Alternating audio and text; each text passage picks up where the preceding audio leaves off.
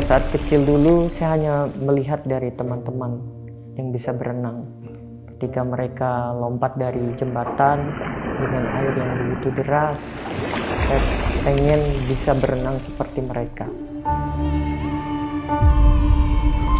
Saya sempat tenggelam, ditolong oleh teman-teman, dan tidak pernah kapok. Saya terus coba dan pada akhirnya saya bisa untuk berenang.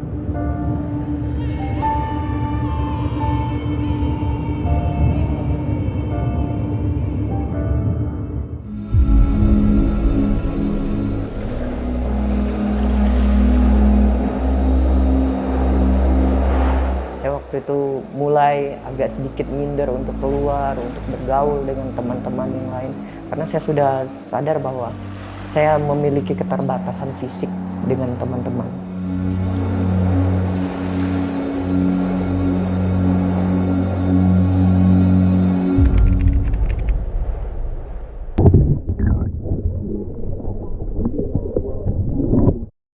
Karena sekolah menganggap bahwa orang yang seperti saya itu tidak boleh untuk masuk ke sekolah yang pada umumnya atau sekolah anak-anak normal.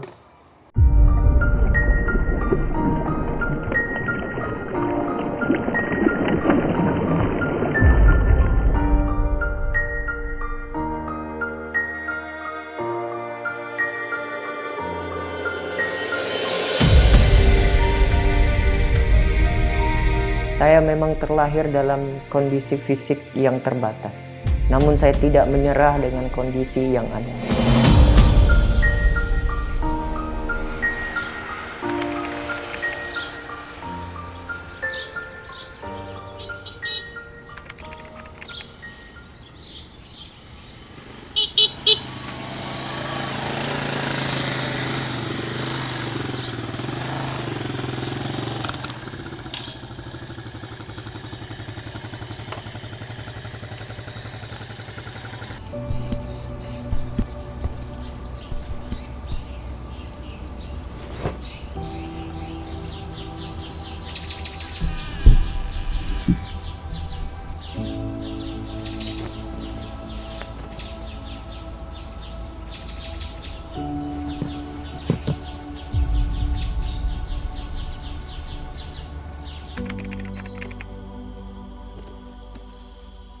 Sebelum saya melihat dia secara langsung, saya belum percaya dia dapat berenang. Tetapi ketika saya melihat dia berenang secara langsung, di situ saya bisa percaya.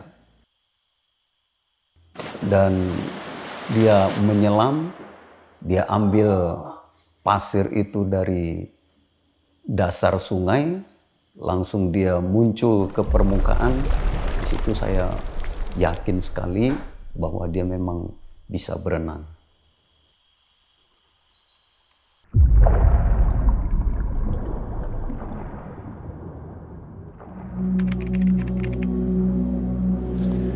Ya, waktu itu saya merasa sangat putus asa.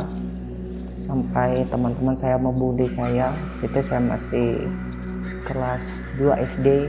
Saya dikata-katain sama teman saya.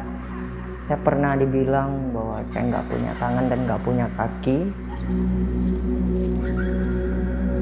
Saya kasih tahu kedua orang tua saya bahwa saya lagi sedang dibully sama teman saya, dan saya bertanya apakah benar saya nggak punya tangan dan nggak punya kaki waktu itu.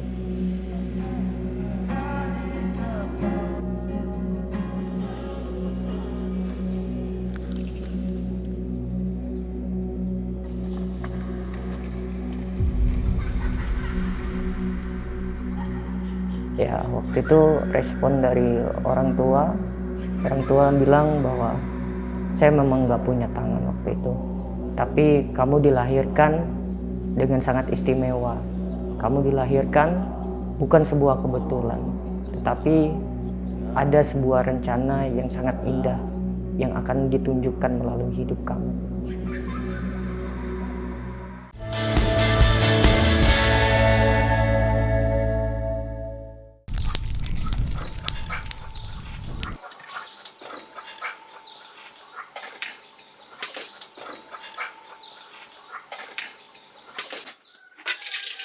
ketika saya menjalani aktivitas memang agak sedikit terkendala gitu, karena ya itu tadi minder, merasa rendah diri, merasa malu, merasa berbeda dengan yang lainnya, merasa nggak layak. Kan udah dikasih makan? Belum.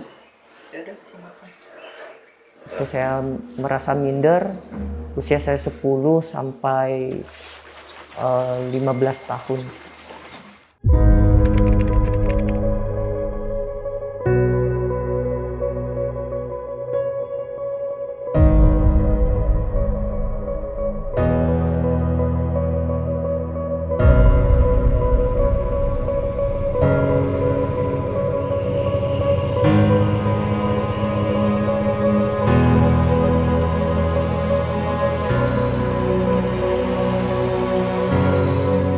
Ya, waktu itu saya pernah main game.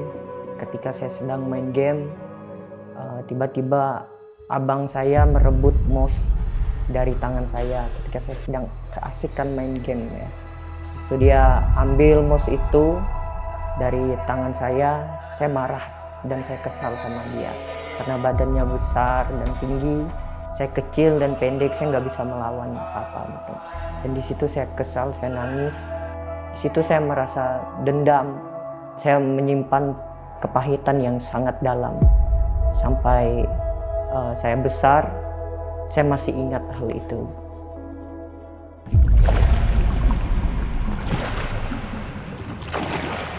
Kalau saya sendiri merasa bahwa saya ditolak oleh keluarga karena keadaan yang seperti ini. Saya merasa kasih sayang dari kedua orang tua itu sangat berkurang. Bahkan orang tua itu membedakan saya dengan yang lainnya. Bahkan saya merasa bahwa pendidikan saya lebih rendah daripada yang lainnya. Saya merasa diri saya itu ya berbeda dengan teman-teman yang lain. Kalau teman-teman yang lain bisa pergi kemana-mana, mereka bisa bawa motor kemana-mana, mereka bisa bawa mobil kemana-mana, mereka bisa jalan kemana-mana. Saya merasa bahwa diri saya hanya bisa berdiam diri di rumah. Dan waktu itulah saya benar-benar merasa bahwa saya sudah putus asa dan tidak ada harapan lagi dalam diri saya.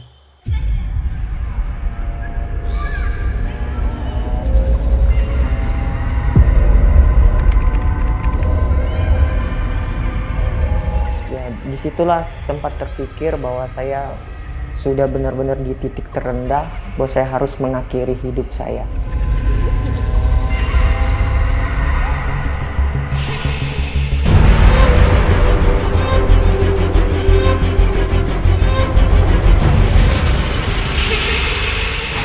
Memang sudah benar-benar merasa bahwa hidup itu udah nggak berguna lagi dan nggak berarti lagi. Saya merasa bahwa ya udahlah, buat apa lagi hidup gitu.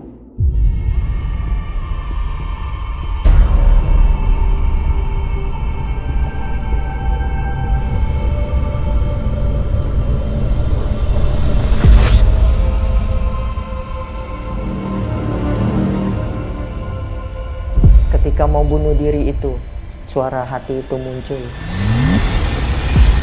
bahwa kalau kamu bunuh diri, kedua orang tua kamu tidak akan pernah bahagia dan kamu hanya bisa memisahkan kedua orang tua kamu.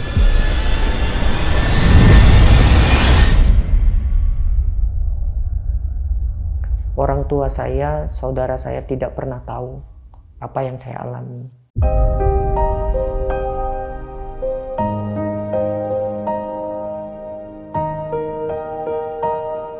Apapun keadaannya kita tetap peduli. Nah, namun secara pribadi pergumulannya kan kita tidak tahu sepenuhnya. Nah, itulah sebabnya saya tidak tahu persis kalau dia sampai-sampai down dan ingin bunuh diri. Saya mulai untuk berpikir buat apa saya hidup di dunia ini. Atau juga nanti hidup menyusahkan kedua orang tua saya. Bahkan nanti kalau saya sudah besar pun, orang tua saya tidak akan pernah bahagia dalam hidup saya.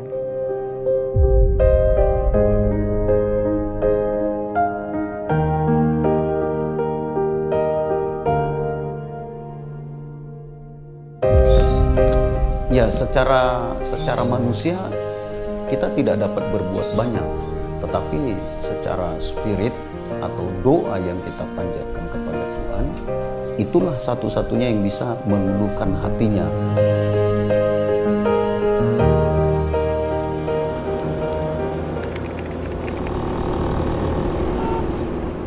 Saya sempat punya cita-cita ingin menjadi seorang desainer yang terkenal. Ya. Itu saya ngomong sama orang tua saya bahwa saya mau ambil pendidikan di Pontianak atau mengambil kursus di Pontianak.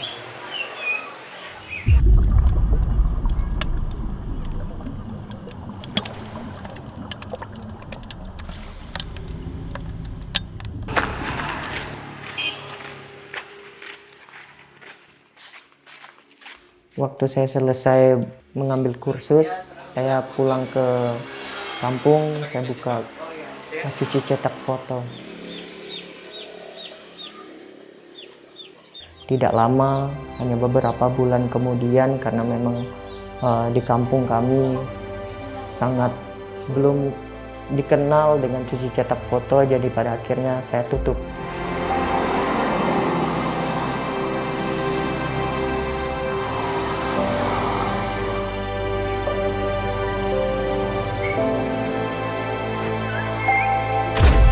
Kalau kembali untuk menutup, tidak merasa putus asa, karena memang pelanggannya tidak ada.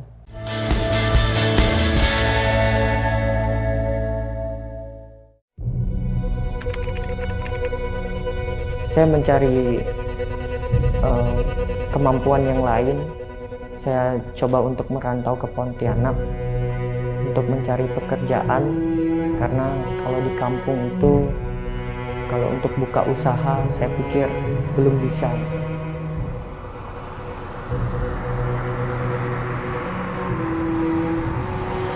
Saya kabur dari rumah itu nekat pengen cari pekerjaan, karena saya berpikir bahwa saya harus bisa mandiri tanpa menyusahkan kedua orang tua saya. Saya harus berpikir secara dewasa, saya harus bisa menghidupi diri saya sendiri tanpa minta bantuan dari orang tua.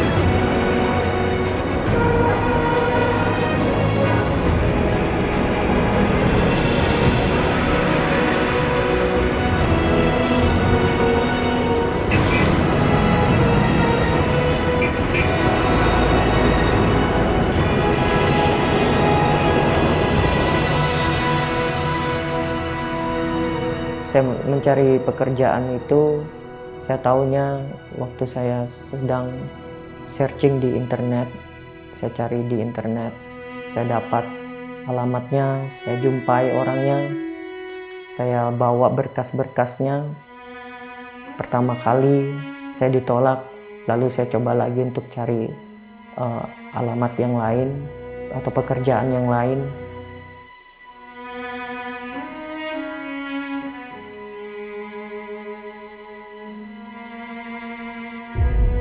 Ternyata mereka bicara hal yang sama, bahwa ada berkas yang kurang dan orang yang seperti Bapak, mohon maaf kami tidak terima.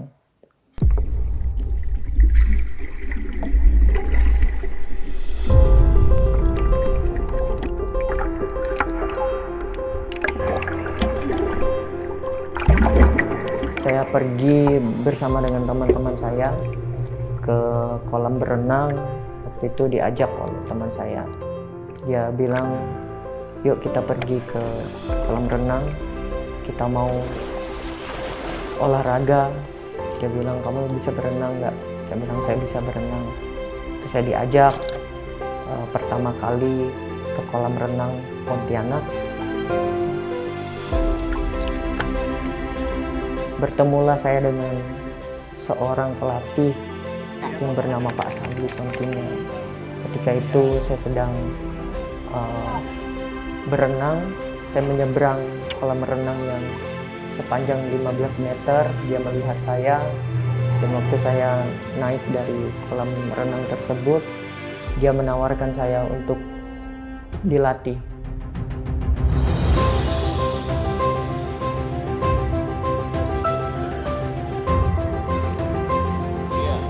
Beliau tanya sudah berapa lama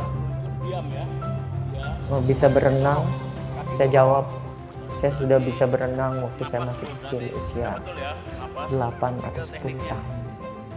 Ketika itu dia bilang bahwa nanti kalau kamu udah bisa berenang, kamu bisa ikut event-event di Pontianak dan kamu bisa menjadi juara. Simpson ini awalnya kan dia hanya berenang-berenang biasa, terus kita ajarin supaya berenang mempunyai teknik yang benar, supaya bisa berenang yang lebih baik. Setelah itu kita lihat dia punya potensi di renang, karena di Babel persiapan untuk ingin jadi atlet. Nah, ternyata dia memang nampaknya di renang dia bisa untuk mengikuti event-event Babel itu. Dan akhirnya saya mengambil keputusan saya mau dilatih oleh Pak Sabli tersebut.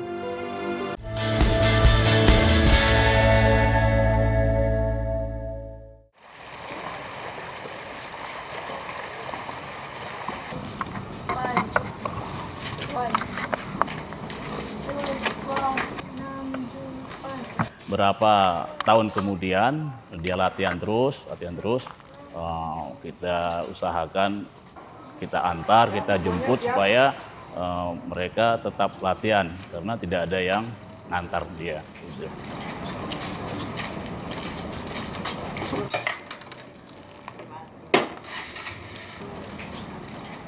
Pada hari hanya pada tanggal 23 November adalah event besar di Kalbar, yaitu Papa Prop.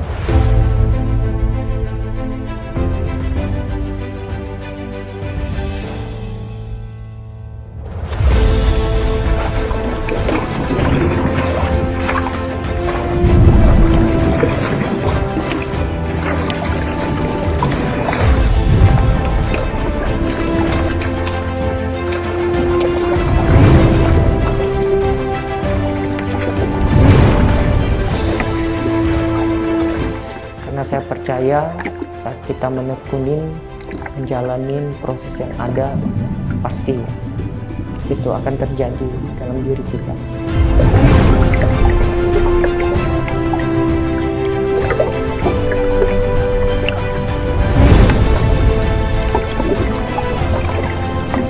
Ternyata dia hari hanya ada ikut event ini, berhasil hingga mendapat 2 medali perak.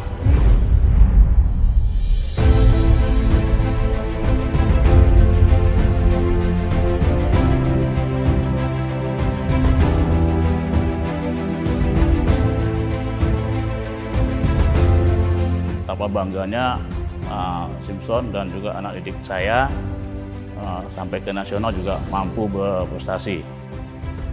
Prestasi yang sudah saya raih, mendapatkan 2 perak medali di Eparprof 2018.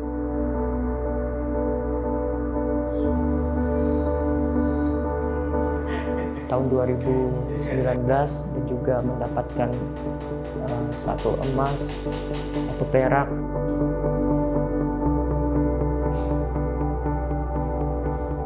Tahun 2019 saya mendapatkan kejuaraan nasional se-Indonesia, mendapatkan 1 perunggu. Simpson ini juga pertama agak punya kesulitan, dan saya juga agak berat karena melihat salah satu anatominya ada kekurangan mungkin, tapi ada dorongan dari hati saya bahwa atlet yang bisa berlatih dengan baik.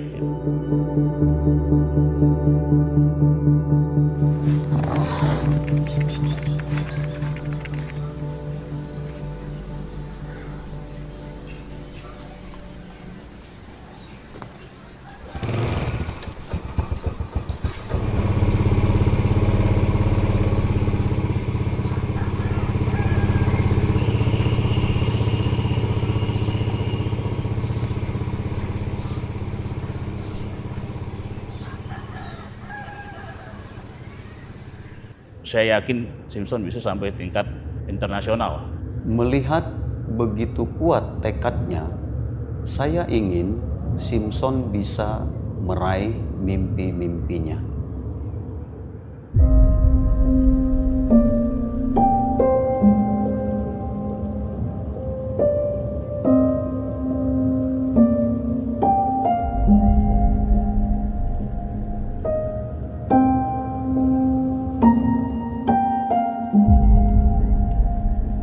Takdir setiap manusia memang sudah ditentukan sejak lahir.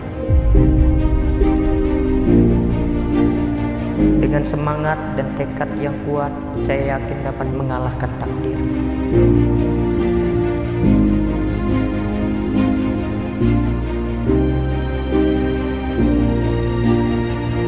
Sekarang saya tidak mengenal lagi kata putus asa.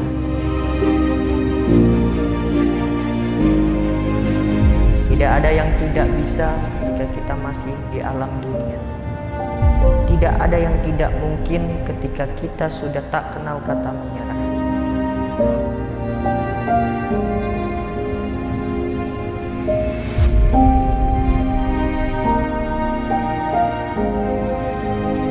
Semangat dan impian saya sudah tertanam di dalam jiwa.